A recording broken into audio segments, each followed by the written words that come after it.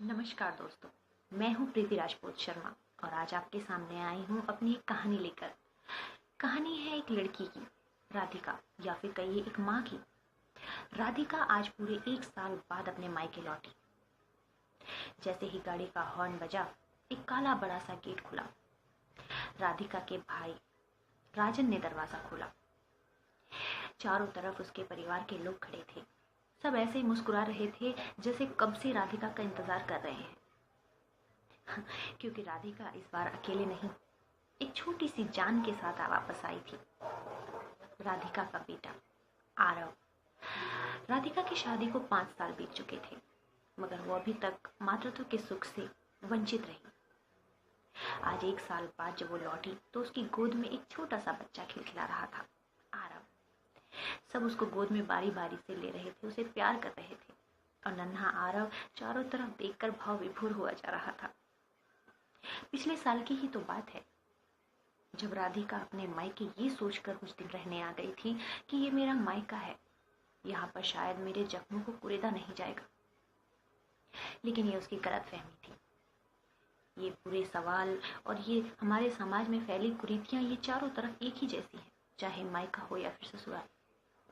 सबने अपने अपने ढंग से उसके जख्मों को कुरेदा। किसी ने कहा कि राधिका, क्या तुमने इलाज नहीं कराया? किसी ने कहा कि हमारे साथ चलना, एक बाबा हैं, बड़ी अच्छी दवाई देते हैं। किसी ने तो बेशर्म बनकर ये पूछ लिया कि कमी किस में है, तुम में या दामाद जी में? राधिका टूट जाती। कोई तो उसके मुंह पर ही उसको बेचारी बताकर चला जाता। राधिका अपने आंसू छुपा लेती और बस मुस्कुरा देती और कहती, हो जाएगा जब होना होगा, किस्मत के खेल हैं, मेरे नसीब में हुआ तो जरूर मिलेगा। मगर अंदर ही अंदर वो टूटने लगती, अकेले में जाकर फूट फूट कर रोती। इस बार वो अपने मायके से लौट आई, भगवान से दुआ करके कि जब मैं वापस यहाँ आऊं तो अपने बच्चे के साथ आऊं, मेरी गोद भरी हुई हो। राधिका छलनी होकर जब वापस जा रही थी, शब्दों के तीरों ने उसे जख्मी कर दिया था। राधिका अपने ससुराल लौट आई थी। आज 1 साल बाद राधिका लौटी और उसकी गोद में नन्हा आरव था, जिसे देखकर पूरा परिवार मुस्कुरा रहा था और वो भी खुशी से गदगद हुई जा रही थी कि अब मैं बिना कुछ कहे सबके सवालों का जवाब दूंगी। ये मेरी गोद में खेलता बच्चा मेरे तिरस्कार का एक सबूत होगा। जितने तिरस्कार मैंने सहे हैं, ये सबके लिए एक कड़ा जवाब होगा। तभी एक आवाज आई, राधिका, तुम अभी तक जाग रही हो? चलो सो जाओ, ज्यादा देर बैठोगी तो हमारे बच्चे पर असर पड़ेगा। जी हाँ, राधिका अपने भविष्य के सुनहरे पलों में खोई हुई थी। वो अपने सपने बुन रही थी, अपने भविष्य में होने वाले समय को पहले से देख रही थी। राधिका हल्का सा मुस्कुराई और अपने पेट पर हाथ रखा। अभी तो पूरे 9 महीने बाकी हैं ये सपना सच होने में। कल ही तो पता चला कि 5 साल बाद राधिका माँ बनने वाली है।